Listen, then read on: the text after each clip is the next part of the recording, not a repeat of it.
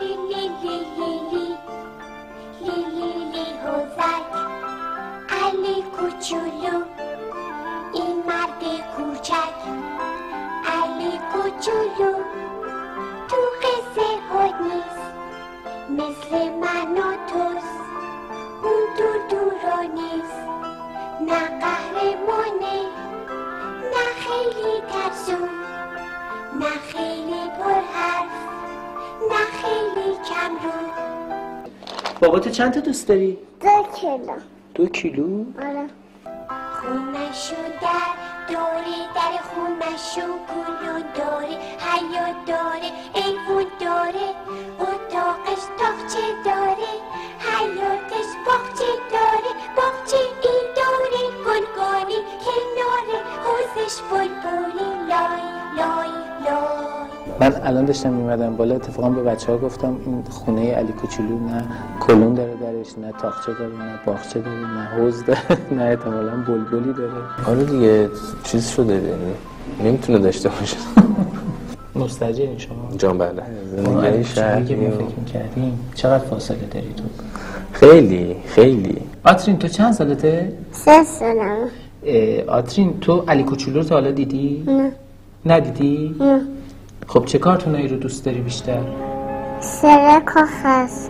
علی کوچولو قهرمان شکلات خوری، علی کوچولو قهرمان آب نبات خوری، علی کوچولو قهرمان قند خوری، علی کوچولو قهرمان پسته و فندق شکستن با دندان به جنگ اژدهای دندانخوار می رود.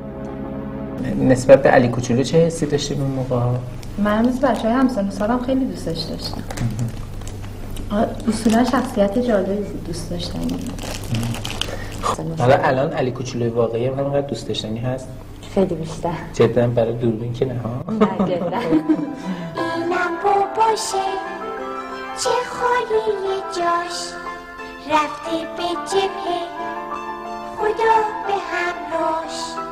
اتفاقا بابا تو همون سالا که در بابای جنگ و اینا بود میرفت هر از چندی میرفتن جبهه. الان عمرشون دادن به شما.